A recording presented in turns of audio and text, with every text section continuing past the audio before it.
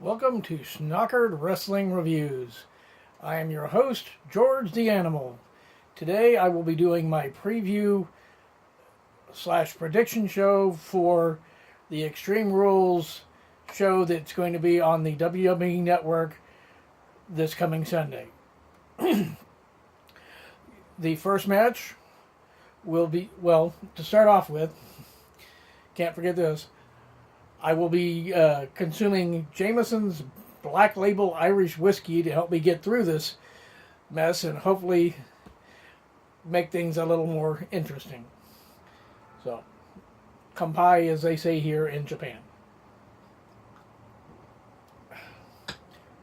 So, your your opening match will be Dolph Ziggler versus Baron Corbin in a no DQ match. I'm going to predict that since Dolph Ziggler pulled off the upset win last week on the last show Payback, that Baron Corbin is just going to completely kick his ass and lay waste to him, and Dolph Ziggler will make Baron Corbin look like $1,000,000. Then you will have a Texas Tornado match, tag team match, between Jimmy and Jey Uso, the Uso brothers, versus the Club, which is Carl Anderson and Luke Gallows. Sorry, I just suddenly had a senior moment there.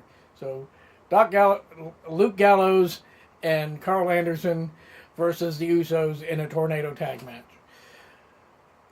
I'm going to predict that the former Bullet Club / Club now, Gallows and Anderson, will finally get their first clean WWE win in this event.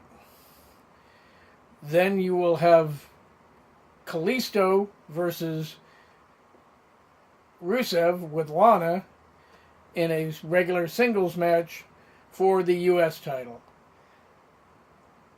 My guess is they're finally going to pull the title off of Kalisto. I think he's not really done a whole lot with it. I think that Rusev and Lana can actually do some really good with this title. So that's going to be my prediction, is Rusev finding a way to get the title off of Kalisto. Then you have the WWE Women's Championship match. Charlotte, who is the WWE Women's Champion, versus Natalya in a submission match. And in this match, Ric Flair has been banned from ringside. My hope is that stipulation sticks and Ric Flair does not get involved. There's no outside shenanigans. They don't have Charles Robinson try to do some BS to help Charlotte win, and that Charlotte finally gets a good, clean win over Natalya. I think Charlotte is... I don't like the way they've been handling Charlotte and making her into a female Ric Flair. I think she's a lot better than that, and I think she can go on her own without having to have Ric Flair at her side, constantly distracting from her ability and being the new millennium version of Ric Flair. I think she can... I really want to see her finally start getting good, clean wins.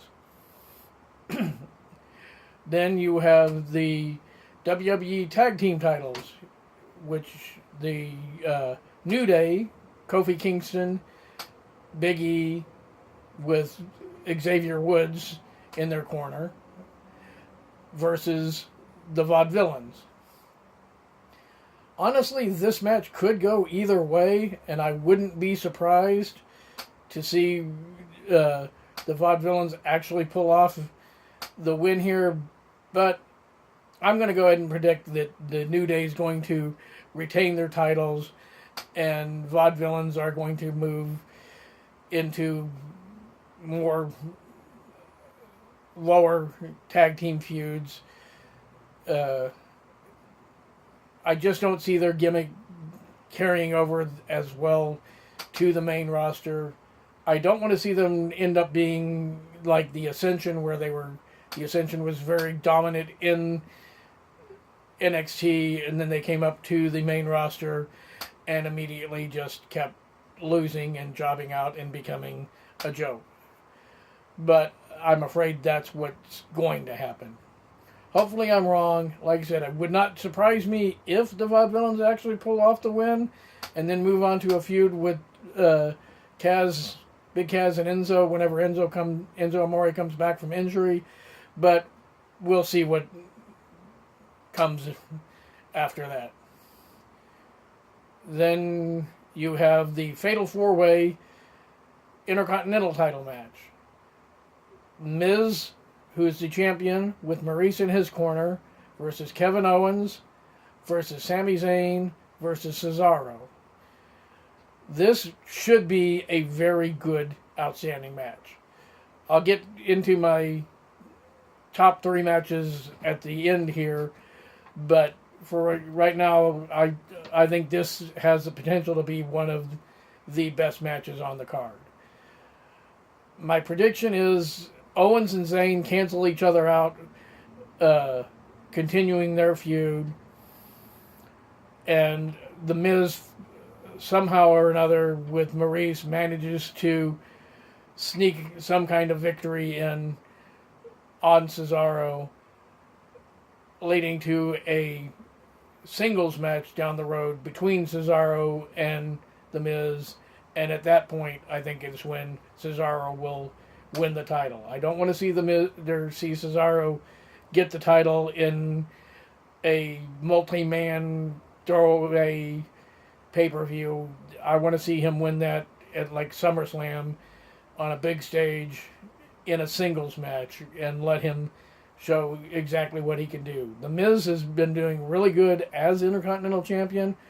The addition of Maurice has helped him a lot. He does generate a good amount of heel heat, so I could see him somehow or another, by hook or crook, retaining his title, so that's what I'm going to go with. And see. Then you have Dean Ambrose versus Chris Jericho in an asylum match, is what Dean Ambrose called it. Basically, they took the idea from TNA, which was I think they called it Full Metal Mayhem or something like that. It's a steel cage match with weapons hanging inside the cage. This is another one that could go either way, but I have a feeling Chris Jericho is going to go away after this match, go back, do his summer thing with his rock band. So I could see this being a very fun match, and both Jericho and Ambrose can pull off some really unique moves, and I think they will be able to use their environment to their advantage. The only thing I don't like about it is it being the PG era, so they have the ban on blood, so I don't see how this kind of match can actually coexist with the PG era, but I could see Jericho getting himself busted open hard way if he's leaving, and what are they going to do? Tell him he's fired after that because he's leaving anyway? He's been chewed out before for things like that, so hopefully we'll see Jericho pull something out and make this a really entertaining match. So let's see, we had the pre-show match, the women's title match, tag team title match, and now for the main event. The main event will be AJ Styles versus Roman Reigns in an Extreme Rules match. I really think that they're going to put Reigns over clean here. I think this will be one hell of a match, I think they're going to try to top themselves from Payback, which will be hard, but with the added Extreme Rules stipulation, it will be one giant cluster muck. I see both the Usos and the club getting involved, but eventually I see Roman Reigns pulling out the win. Now, I know a lot of people are predicting that Finn Balor will somehow debut and get involved in this feud. I don't see that happening as soon as people think.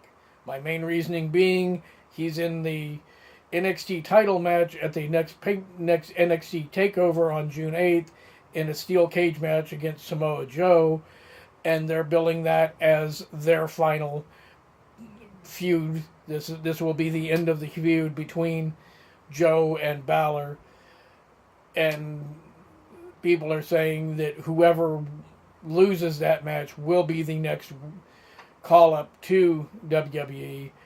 And if they do that, I want to see that on a bigger stage. I'd like to see that at SummerSlam again, something like that. So I'm just going to go right now and predict Roman Reigns retains the title. Now, for the 3 matches that I am most looking forward to, number 3 will be the women's match, Charlotte and Natalya submission match. I think those two can go out there. They've shown before that they can have an extremely competitive match, make things look really good, as long as they don't get Ric Flair involved or try to come up with some hokey BS finish or something like that.